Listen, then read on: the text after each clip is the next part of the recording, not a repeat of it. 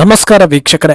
ಹೈದರಾಬಾದ್ನಲ್ಲಿ ಓವೈಸಿ ವಿರುದ್ಧ ಸ್ಪರ್ಧಿಸಿ ದೊಡ್ಡ ಕಿಚ್ಚು ಹೊತ್ತಿಸಿದ್ದ ಬಿಜೆಪಿ ನಾಯಕಿ ಕೊಂಪೆಲ್ಲಾ ಮಾಧವಿ ಲತಾ ಮತ್ತೊಮ್ಮೆ ದೊಡ್ಡ ಚರ್ಚೆಗೆ ದಾರಿ ಮಾಡಿಕೊಟ್ಟಿದ್ದಾರೆ. ದೆಹಲಿ ಏರ್ಪೋರ್ಟ್ನ ಪ್ರೇಯರ್ ರೂಮ್ನಲ್ಲಿ ಅವರು ಪ್ರಾರ್ಥನೆ ಮಾಡಿದ್ದಕ್ಕೆ ಕೆಲವರಿಂದ ಆಕ್ಷೇಪ ಬರ್ತಾ ಇದೆ, ಇನ್ನು ಕೆಲವರಿಂದ ಬೆಂಬಲ ಸಿಗ್ತಾ ಇದೆ. ಪ್ರಾರ್ಥನಾ ಕೊಠಡಿಯಲ್ಲಿ ಪ್ರಾರ್ಥನೆ ಮಾಡಿದ್ರಲ್ಲಿ ತಪ್ಪೇನಿದೆ ಅಂತ ಕೆಲವರು ಹೇಳ್ತಾ ಇದ್ರೆ, ಉದ್ದೇಶಪೂರ್ವಕವಾಗಿ ಅವರು ಹೀಗೆ ಮಾಡಿದ್ದಾರೆ ಅನ್ನೋದು ಇನ್ನೊಂದು ಕಡೆ ಕೇಳಿ ಬರ್ತಾ ಇರೋ ಆರೋಪ. ಹಾಗಿದ್ರೆ ಈಗ ಪ್ರಾರ್ಥನಾ ಕೊಠಡಿಗಳಲ್ಲಿ ಹಿಂದೂಗಳು ಪ್ರಾರ್ಥಿಸೋ ಹಾಗಿಲ್ವಾ ಅನ್ನೋ ಚರ್ಚೆ ಹುಟ್ಕೊಂಡಿದೆ. ಅಲ್ಲದೆ ಇದೇ ರೀತಿಯ ಸೀನೊಂದು ಮಾಧವನ್ರ ವೆಬ್ ಸೀರೀಸ್ ಒಂದರಲ್ಲಿ ಇತ್ತು, ಅದು ಈಗ ಮುನ್ನೆಲೆಗೆ ಬಂದು ಚರ್ಚೆಗೆ ದಾರಿ ಮಾಡಿ ಕೊಡ್ತಾ ಇದೆ. ಇನ್ನೊಂದೆಡೆ ಗುಜರಾತ್ನಲ್ಲಿ ಅಬ್ಬರಿಸಿರೋ ಕೇಜ್ರಿವಾಲ್ ನನ್ನನ್ನ ಗೆಲ್ಲಿಸಿ ಭ್ರಷ್ಟಾಚಾರವನ್ನ ತೊಲಗಿಸಿ ಬಿಡ್ತೀನಿ ಅಂತ ಹೇಳಿದ್ದಾರೆ. ಇದೆಲ್ಲವನ್ನ ಒನ್ ಬೈ ಒನ್ ವಿವರಿಸ್ತಾ ಹೋಗ್ತೀವಿ. ಈ ವಿಡಿಯೋವನ್ನ ತಪ್ಪದೆ ಕೊನೆ ತನಕ ನೋಡಿ. ಅದಕ್ಕೂ ಮುನ್ನ ಮೀಡಿಯಾ ಮಾನ್ಸ್ಟರ್ ಚಾನಲ್ ಅನ್ನ ತಪ್ಪದೆ ಸಬ್ಸ್ಕ್ರೈಬ್ ಮಾಡಿ. ಎಸ್, ನಮ್ಮ ದೇಶದಲ್ಲಿ ಕೆಲವೊಂದು ಸೌಲಭ್ಯಗಳು ಇದೆ ಅನ್ನೋದು ಎಷ್ಟೋ ಜನರಿಗೆ ಗೊತ್ತೇ ಇರೋದಿಲ್ಲ. ಅದರಂತೆ ಕೆಲವೊಂದು ಸರ್ಕಾರಿ ಸೌಲಭ್ಯಗಳು ಕೆಲ ವರ್ಗಗಳಿಗೆ ಅಥವಾ ಸಮುದಾಯಕ್ಕೆ ಮಾತ್ರ ಮೀಸಲಾಗಿರುತ್ತೆ ಅನ್ನೋದು ಕೂಡ ಗೊತ್ತಿಲ್ಲ.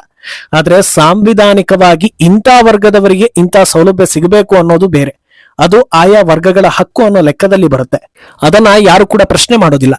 ಆದ್ರೆ ಸಾರ್ವಜನಿಕ ವಲಯದಲ್ಲಿ ಸಾರ್ವಜನಿಕರಿಗಾಗಿ ಅಂತಲೇ ಮೀಸಲಿರೋ ಸ್ಥಳಗಳನ್ನ ಕೆಲವರು ಮಾತ್ರ ತಮ್ಮದು ಅನ್ನೋ ರೀತಿ ಮಾಡ್ಕೊಂಡಿದ್ದಾರಾ ಅನ್ನೋ ಪ್ರಶ್ನೆಗೆ ಹೌದು ಅನ್ನೋ ರೀತಿಯ ಘಟನೆಯೊಂದು ನಡೆದಿದೆ.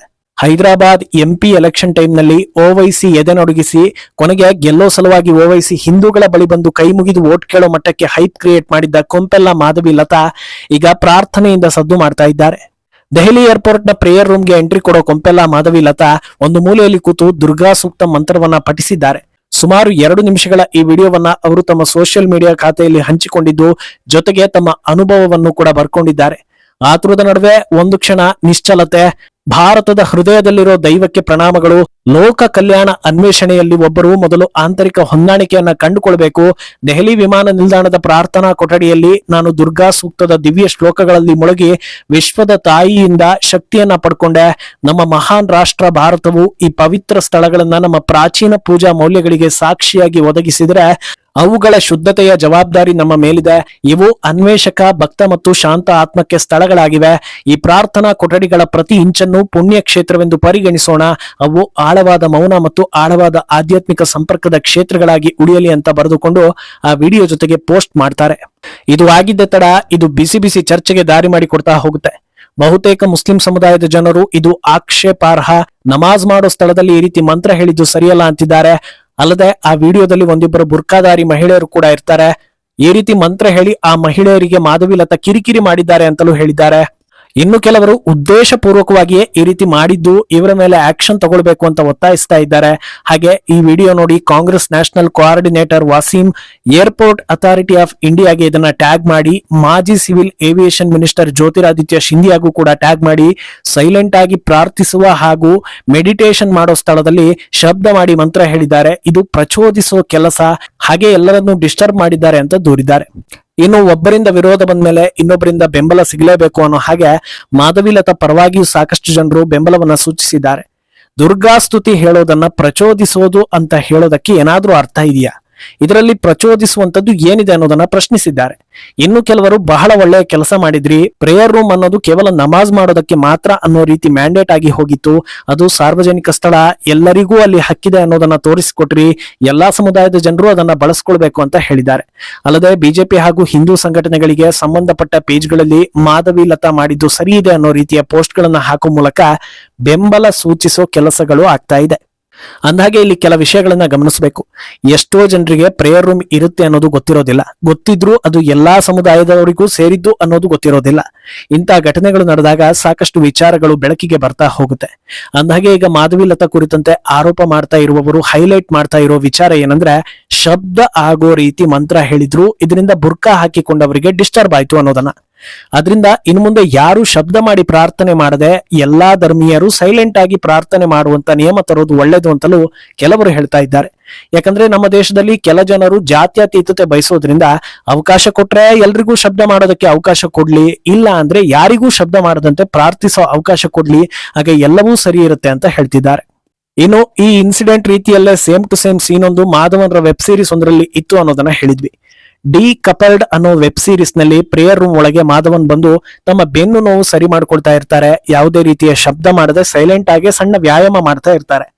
ಆದ್ರೆ ಅದೇ ಹೊತ್ತಲ್ಲಿ ಪಕ್ಕದಲ್ಲಿ ನಮಾಜ್ ಮಾಡ್ತಾ ಇದ್ದ ವ್ಯಕ್ತಿ ಏನ್ ಮಾಡ್ತಾ ಇದ್ದೀರಾ ಅಂತ ಪ್ರಶ್ನೆ ಮಾಡ್ತಾರೆ. ಆಗ ಮಾಧವನ್ ಸ್ವಲ್ಪ ಬೆನ್ನು ನೋವಿತ್ತು, ಅದರಿಂದ ಸರಿ ಮಾಡ್ಕೊಳ್ತಾ ಇದ್ದೆ ಅಂತ ಹೇಳ್ತಾರೆ. ಅದನ್ನೆಲ್ಲ ಇಲ್ಲಿ ಮಾಡೋದಲ್ಲ, ಇದು ಪ್ರೇಯರ್ ರೂಮ್ ಅಂತ ನಿಮಗೆ ಗೊತ್ತಿಲ್ವಾ ಅಂತ ಪ್ರಶ್ನೆ ಮಾಡ್ತಾರೆ. ಅದೇ ಹೊತ್ತಲ್ಲಿ ಇನ್ನೊಬ್ಬ ವ್ಯಕ್ತಿ ಎಂಟ್ರಿ ಕೊಟ್ಟು ಪ್ರೇಯರ್ ರೂಮ್ ನಲ್ಲಿ ಇದೆಲ್ಲ ಮಾಡೋ ಹಾಗಿಲ್ಲ ಅಂತ ಹೇಳ್ತಾರೆ. ಆಗ ಮಾಧವನ್ ಎರಡೂ ಕೈಯನ್ನ ಮೇಲೆ ಎತ್ತಿ ಮುಗಿದು ಒಂಟಿ ಕಾಲಲ್ಲಿ ನಿಂತು ಪ್ರಾರ್ಥಿಸೋದಕ್ಕೆ ಶುರು ಮಾಡ್ತಾರೆ. ಹಾಸ್ಯಮಯವಾಗಿ ಪ್ರೇಯರ್ ರೂಮ್ ಅನ್ನೋದು ಎಲ್ರಿಗೂ ಸೇರಿದ್ದು ಅನ್ನೋದನ್ನ ತೋರಿಸಿರ್ತಾರೆ. ಈಗ ಅದೇ ರಿಯಲ್ ಆಗಿ ನಡೆದಂತೆ ಚರ್ಚೆ ಆಗ್ತಾ ಇದೆ. ಅಂದಹಾಗೆ ಮಾಧವಿ ಲತಾ ಎಲೆಕ್ಷನ್ ಟೈಮ್ ನಲ್ಲಿ ಸಿಕ್ಕಾಪಟ್ಟೆ ಸದ್ದು ಮಾಡಿದ್ರು ಅನ್ನೋದನ್ನ ಹೇಳಿದ್ವಿ. ಅವರು ಮೂಲತಃ ಸಮಾಜ ಸೇವೆ ಹಾಗೂ ಹೆಣ್ಣು ಮಕ್ಕಳ ಅಭಿವೃದ್ಧಿ ಮೂಲಕ ಗುರುತಿಸಿಕೊಂಡು ನಂತರ ರಾಜಕೀಯಕ್ಕೆ ಬಂದವರು. ಹೈದರಾಬಾದ್ ನಲ್ಲಿ ಮುಸ್ಲಿಂ ಸಮುದಾಯ ದೊಡ್ಡ ಮಟ್ಟದಲ್ಲಿ ಇದೆ ಅನ್ನೋದು ಗೊತ್ತಿರೋದೆ. ಅಲ್ಲಿ ಸಾಕಷ್ಟು ಬಡ ಮುಸ್ಲಿಂ ಮಹಿಳೆಯರ ಶಿಕ್ಷಣಕ್ಕಾಗಿ, ವೈದ್ಯಕೀಯ ಸಮಸ್ಯೆಗಳಿಗೆ ಹಾಗೂ ಉದ್ಯೋಗ ವಿಚಾರದಲ್ಲಿ ಮಾಧವಿ ಲತಾ ಮಾಡಿದ ಸಹಾಯವನ್ನ ಎಲ್ಲರೂ ನೆನಪಿಟ್ಕೊಂಡಿದ್ದಾರೆ.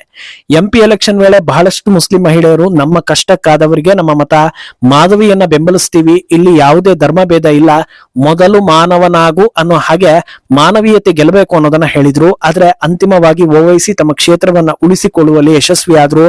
ಮಾಧವಿ ಲತಾಗೆ ಸೋಲಾಯಿತು. ಈಗ ಈ ಪ್ರಾರ್ಥನೆ ಮೂಲಕ ಮತ್ತೆ ಮಾಧವಿ ಲತಾ ಸದ್ದು ಮಾಡಿದ್ದಾರೆ.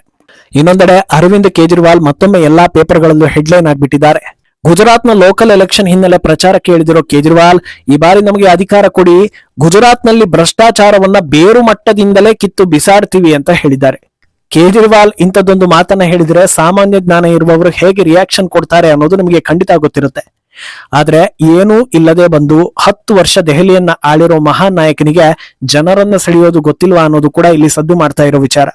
ಅಲ್ಲದೆ ಗುಜರಾತ್ನಲ್ಲಿ ಬಲವಾಗಿ ಬೇರೂರಿರೋ ಬಿಜೆಪಿ ವಿರುದ್ಧ ಕಿಡಿಕಾರಿರೋ ಕೇಜ್ರಿವಾಲ್ 30 ವರ್ಷಗಳ ಹಿಂದೆ ಗುಜರಾತ್ ನಂಬರ್ 1 ಸ್ಥಾನದಲ್ಲಿತ್ತು. ಆದ್ರೆ ಬಿಜೆಪಿ ಬಂದ ಬಳಿಕ ಗುಜರಾತ್ ಈಗ ಪಾತಾಳಕ್ಕೆ ಬಿದ್ದಿದೆ. ಜನರು ಸಂಕಷ್ಟದಲ್ಲಿದ್ದಾರೆ. ಅಭಿವೃದ್ಧಿ ಇಲ್ವೇ ಇಲ್ಲ ಅಂತ ಸಾಲು ಸಾಲು ಆರೋಪಗಳನ್ನ ಮಾಡ್ತಾ ಹೋಗ್ತಾರೆ. ಇದನ್ನ ಕೇಳಿಸ್ಕೊಂಡ ಜನ ಹೇಳ್ತಾ ಇರೋದು, ಈ ಇಂಟರ್ನೆಟ್ ಅನ್ನೋದು ಇಲ್ಲದೆ ಇದ್ದಿದ್ರೆ ಇವರೆಲ್ಲ ನಮ್ಮ ದೇಶವನ್ನ ಯಾವ ರೇಂಜ್ಗೆ ಯಾಮಾರಿಸ್ತಾ ಇದ್ರು ಅಂತ. ಗುಜರಾತ್ ಅನ್ನ ಕಣ್ಣಾರೆ ಕಂಡಿರುವ, ತಿಳಿದುಕೊಂಡಿರುವ ಪ್ರತಿಯೊಬ್ಬರಿಗೂ ಆ ರಾಜ್ಯ ಹೇಗಿದೆ ಅಂತ ಗೊತ್ತಿದೆ. ಸತತವಾಗಿ ಬಿಜೆಪಿ ಆಯ್ಕೆ ಆಗ್ತಾನೆ ಬಂದಿದೆ ಅಂದಾಗ ಅಲ್ಲಿನ ಮತದಾರರ ಮನಸ್ಸಲ್ಲಿ ಏನಿದೆ ಅನ್ನೋದು ಕೂಡ ಕಾಣಿಸ್ತಾ ಇದೆ. ಅಂತ ಜಾಗದಲ್ಲಿ ನಿಂತು 30 ವರ್ಷ ಏನೂ ಆಗಿಲ್ಲ ಅಂದ್ರೆ ಅರವಿಂದ್ ಕೇಜ್ರಿವಾಲ್ಗೆ ಇನ್ನೇನ್ ಹೇಳೋದು ಅನ್ನೋದು ಜನರ ಪ್ರಶ್ನೆ. ಈ ಹಿಂದೆ ಬೈ ಎಲೆಕ್ಷನ್ ನಲ್ಲಿ ಆಮ್ ಆದ್ಮಿಗೆ 1 ಸೀಟ್ ಬಂದಿದ್ದು ಉತ್ಸಾಹ ಜಾಸ್ತಿ ಆಗಿರುವಂತೆ ಕಾಣಿಸ್ತಾ ಇದೆ. ಮುಂದೇನಾಗುತ್ತೆ ಅನ್ನೋದನ್ನ ಕಾದು ನೋಡ್ಬೇಕು. ಈ ಬಗ್ಗೆ ನಿಮ್ಮ ಅಭಿಪ್ರಾಯವನ್ನ ತಪ್ಪದೆ ಕಮೆಂಟ್ ಮೂಲಕ ತಿಳಿಸಿ. साल पहले जब गुजरात देश का नंबर 1 राज्य होता था, संपन्न था, सुखी थे लोग, सब कुछ था गुजरात के लोगों के पास. 30 साल के अंदर भाजपा ने बर्बाद कर दिया गुजरात को. आज बिल्कुल नीचे के पायदान पे आता है. पूरे सारे राज्यों के अंदर सबसे नीचे गुजरात आता है. इन्होंने पूरा बर्बाद कर दिया गुजरात.